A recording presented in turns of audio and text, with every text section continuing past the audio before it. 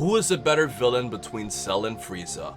Well, we asked you guys on Twitter, and we're gonna talk about it today as Blackenfist and I actually have different opinions where he is on Team Frieza and I am on Team Cell. So, as you can see, Blackenfist, Frieza actually won the poll as the better villain in Dragon Ball Z, and you actually think Frieza is the better villain in Dragon Ball Z. So, what do you think is some of the reasonings for that? If I think that the conception of Frieza of being the leader of his own empire, his own evil empire where he does dubious things, where he sells planets into slavery, or essentially that's what he does. He sells planets to the highest bidder for his own gain, but he's not an over-the-top kind of guy. He does get over the top when people challenge him, but normally he's a very calm and subtle guy, always the guy who's in control. I think that a great example of this is the Bardock special when, there's a full revolt, or, I guess kind of. There's a guy in revolt, Bardock himself, who is essentially going on a suicide mission, but notice how calm Frieza is. Notice how collected. He's in control. He's very, he doesn't go over enraged or anything. That's not his style. And you can see this when he's conquering planets.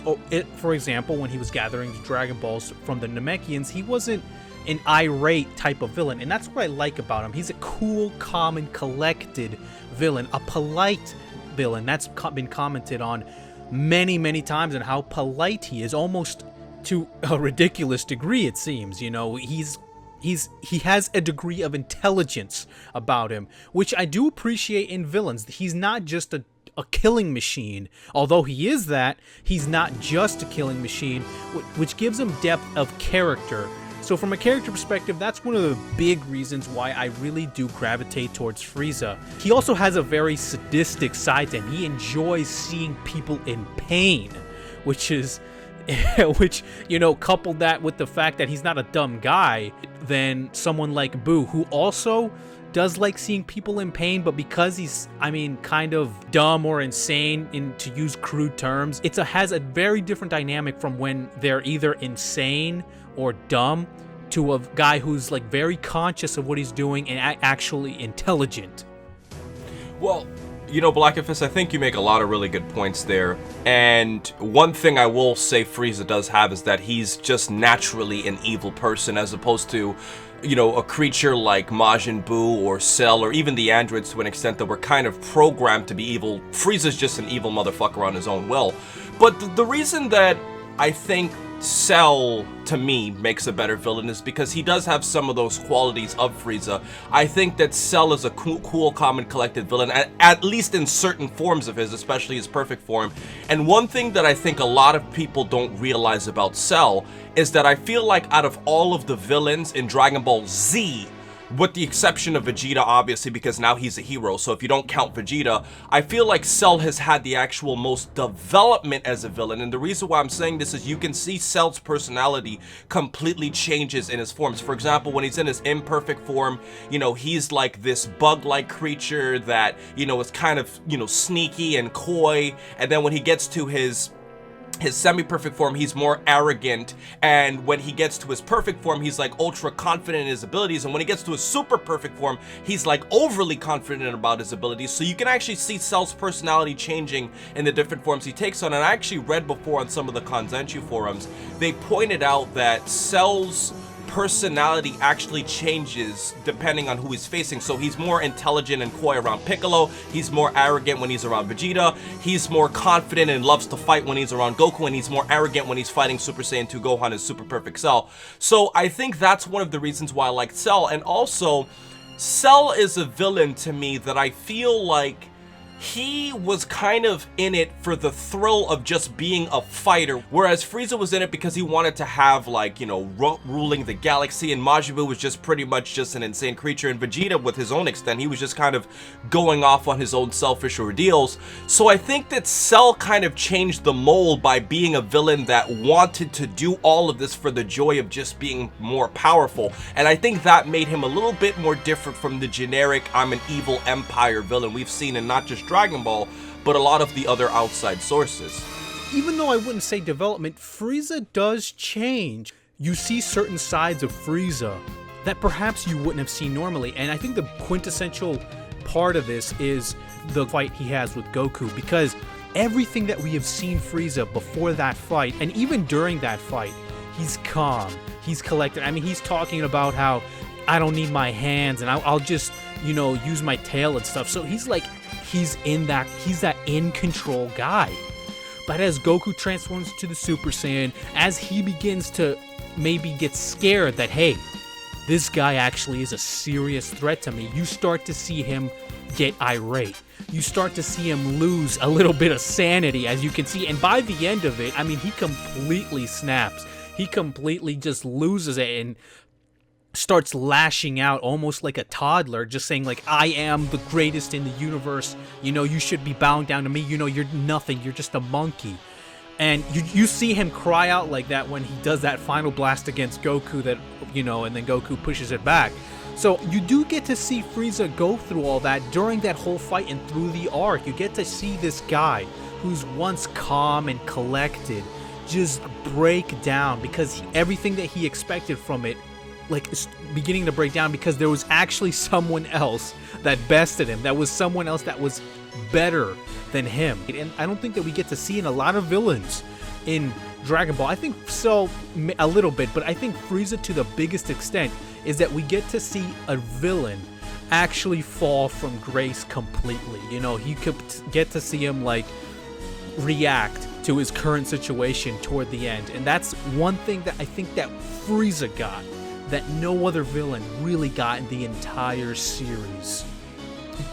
Well, I would just like to add to the whole thing with Cell. I think that one thing that Cell definitely had was that when he was getting his ass kicked by Vegeta and Trunks, and then when he was also getting his ass kicked by Gohan, you could see that Cell was also kind of breaking down too, and like he was getting desperate. He was like going into his super bulky form, and he was actually willing to blow himself up just to kill Gohan. So I do agree with you. I think Frieza definitely had a stronger emphasis when it came to like kind of going from grace all the way down, but I also think Cell had some of those qualities too. But the analogy I kind of use with Cell is, let's say you're playing a video game and you're fighting against this ultimate villain that literally has all of the techniques of all of the major characters in the series. I feel like that makes him more, awesome, because he knows your moves. So you have to have a great deal of power, and you also have to have a great deal of talent to even stop a villain like that. Obviously, Dragon Ball is a series where uber power beats uber power anyways, but just the conception of all of those techniques makes him interesting. And I think, if you think about it pound for pound, let's say Cell was fighting against Super Saiyan 2 Gohan or even Goku or any other character, and they were equal in power. But because Cell has all those techniques, and because he can regenerate like Piccolo and others, I feel like those types of things can make Cell interesting. Like, he could just go to space and just blow up Earth, and because he has Frieza's genes, it makes him cerebral and stronger fighter just by his abilities. So that's one of the reasons I kind of really liked Cell. I love the conception of his character. But what would you say about his conception versus Frieza? Let's just keep in mind here that yes, I know that Dragon Ball has that whole thing where villains go through a lot of transformations, but it all started really with Frieza. He was the one who was the first villain to really do that. And although I think that there are other villains in the series that have maybe more interesting developments in how they change, even though there was maybe greater stakes and maybe better transformations in the end, and maybe the Xenomorph, the third transformation for Frieza, was like a little out there, I still think that that concept alone made Frieza a very interesting character. And being the first to do it, and being this weird alien, that was so powerful, and the fact that he had to like make these transformations to hold back. So I really do believe that conceptually, I think that he is very interesting, and I think you have to give him credit to introduce that whole thing where the villains go through the transformations. One thing I will say about Cell's transformations as opposed to Frieza's is that I think Cell's transformations are a lot more interesting. When you look at Frieza, he actually can just transform into his later forms whenever he wants to, but Cell's transformations have a lot more depth to them, as he has to absorb a lot of people in his imperfect form. He has to absorb 17 and 18 to get into his semi-perfect form and his perfect form. So I feel that it made the story a lot more rich to see a villain who actually has to go through a process and an actual evolution to transform transform, as opposed to just having the ability by himself. So that's why I think Cell's transformations are a lot more interesting as opposed to Frieza's. But let's be honest here though, Blackenfist, we talked a lot about the positive things about Cell and Frieza. I think we should close this out by talking about some of their flaws.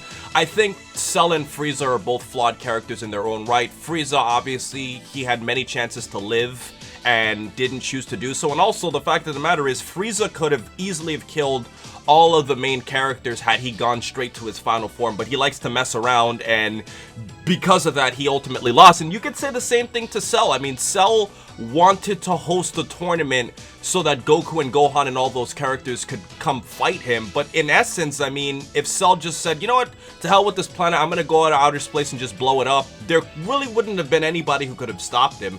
So honestly, I think Cell and Frieza have their flaws. I think Cell to me is a slightly better villain, and I think it's close, but I think Cell gets the edge to me because I just love his development, how we see his backstory being this character from the future who had to go to the past, and although that caused a lot of continuity errors and plot holes, I think his conception of a villain itself is just more interesting, along with the techniques, and also because of the fact that we see his personality completely change throughout the series. And I think that Frieza's also really interesting too, as we see him as a natural evil character that just does this for his own sadistic will. And I think that's one of the reasons why, you know, although you can have your own opinions about the movie, that he made at least an interesting comeback in Resurrection F, and it got interest from the fans because Frieza is the type of villain who could make a good revenge story for Goku and Vegeta.